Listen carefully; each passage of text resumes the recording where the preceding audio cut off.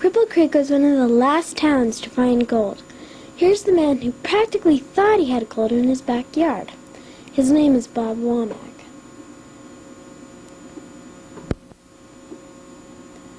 This is the Womack property. Womack started spreading rumors that there was gold on his property. After a while, people started believing him. He let people search for the gold on his property. Then he sold his property for $300. Later, $5 million in gold was taken out of his property. Here's a man panning for gold. This is one way to find gold.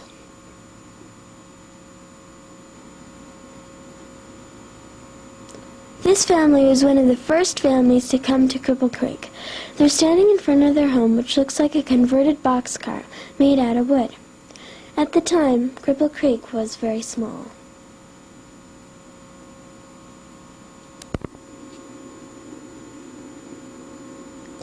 This is Cripple Creek, which at the time was actually called Fremont. As you can see, it wasn't really anything at the time. Mostly everybody lived in tents. This is early Bennett Avenue. It became the main street for Cripple Creek.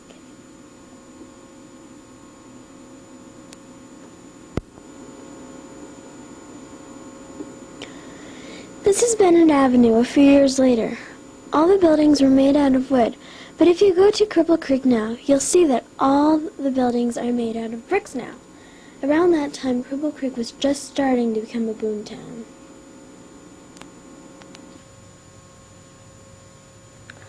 On April 25, 1896, a nightmare event occurred in Cripple Creek. One of the local dance halls caught fire, and by nightfall, over 15 acres of the town burned to the ground.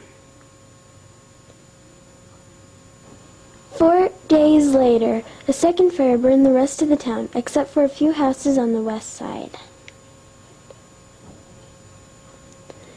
This is what Cripple Creek looked like after the two monstrous fires.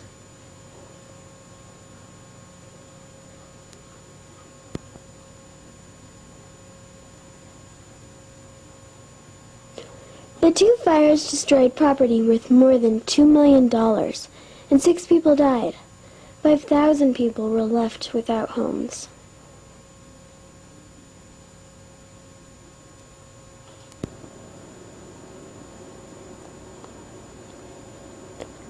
Cripple Creek immediately started to rebuild after the fires, but this time they built the town out of brick to reduce the fire hazard.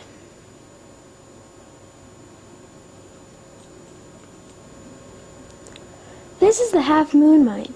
This is one of the 500 mines operating in the year 1900 in Cripple Creek.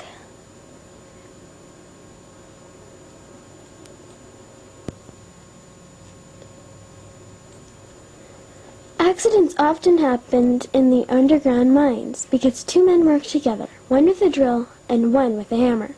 If the guy with the hammer slipped, the one with the drill would pay the price. This is the inside of the ore house of the gold coin mine, the big building above ground where they separated the ore from the rocks. This is the outside of the ore house of the El Paso mine near Cripple Creek. The mine itself is deeper than the Empire State Building is high and has over 33 miles of underground railroad tracks. Here's another picture of men working in a mine, drilling by hand. The work was cold, dark, damp, and dangerous. The men earned $3 a day, but they added to their wages by high grading. High grading was stealing. The miners carried gold out in their lunch buckets, pockets, and pants cuffs. They believed that if a candle fell from a tunnel wall or went out 3 times, something was wrong at home. They were very nervous about candles because if a candle went out, it often meant that poisonous gases were in the air around them. That is why the miners sometimes took canaries into the mines with them. The birds could not breathe very long if the air was poisoned. If a canary died, it meant that the miners should escape immediately. Miners also liked rats and mules because they were supposedly able to sense danger.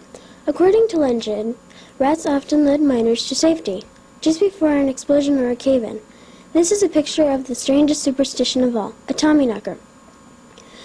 A Tommyknocker is the spirit of a dead miner. These strange beings have wrinkled faces and long beards, and they're approximately 2 feet tall. Tommyknockers were mischievous tricksters who could be heard tapping inside the mine walls, sometimes leading the way to rich veins of gold. They were seldom seen, but the miners believed they often saved lives. Knock, tap, tap. What's that sound? 'Tis the soul of a miner locked deep in the ground. He'll knock that way till the end of time, before he's buried neath a mountain of muck and slime. Knock, knock, tap, tap. Who goes there? 'Tis a Tommyknocker knocking on the midnight air. The sound of his tapping will serve, no doubt, to warn other miners that they better get out. During the peak year of 1900, there were about 8,000 men working in the 500 Cripple Creek mines. 30 of them became millionaires. In 1900 to 1902, the population of Cripple Creek was 25,000 people. By 1935, the population had gone down to 1,000. The population kept going up and down. Today, about 655 people live in Cripple Creek year-round. In the early days of the Cripple Creek's gold rush, many people lived in tents. As miners settled down, they built shacks in neighborhoods like this one. These houses are what you would call mountainside homes because they are built into the mountainside. They need long stairways leading to their front doors. Miners who struck it rich often ended up building fancy homes like this one. This is what the inside of a fancy house looked like. People who could afford to live in fancy houses could also afford to shop at this fancy grocery store. As you can see, it doesn't look anything like King Soopers. This is one of the local hardware stores. You'll notice that this True Value store doesn't sell any power tools. At the turn of the century, Cripple Creek had 49 grocery stores, 5 stables, 2 dance schools, 4 department stores, 4 bookshops, and 73 saloons. The 3 major businesses in Cripple Creek were gambling halls, saloons, and dance halls. Here is a typical bar in 1894.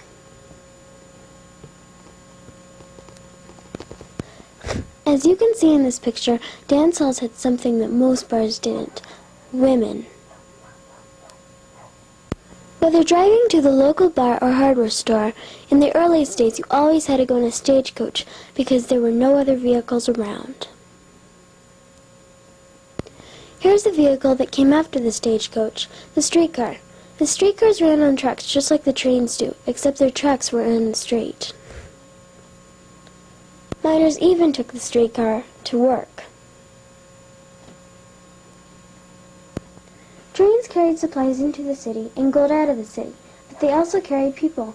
Even President Teddy Roosevelt traveled to the Cripple Creek by train. Today, however, the trains only carry tourists for short trips. You might not enjoy living in Cripple Creek when it snows because it gets real cold. In the early 1900s, snow often made it impossible for vehicles to travel. As you can see, snow sometimes even covered up the storefronts. Over the past 90 years, Cripple Creek has dwindled from a big, busy city to a small, slow town. Many huge mines like this one have turned into open fields with only a few tumble-down shacks. Streets which were once filled with horse-drawn wagons are filled with automobiles and tourists now. Only the brick buildings remain the same. Now, instead of mining for gold, tourists will soon be able to gamble for gold.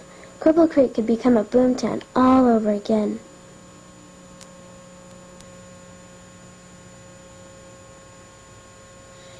This is the stack of books I used for my report. Here are the books I recommend.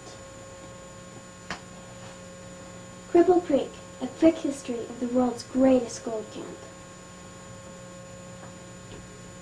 A pictorial history of Cripple Creek. Tales, Trails, and Tommyknockers, stories from Colorado's past. Mountain Treasures. Ghost towns of the Cripple Creek district. And last but not least, a kid's guide to Colorado mining towns.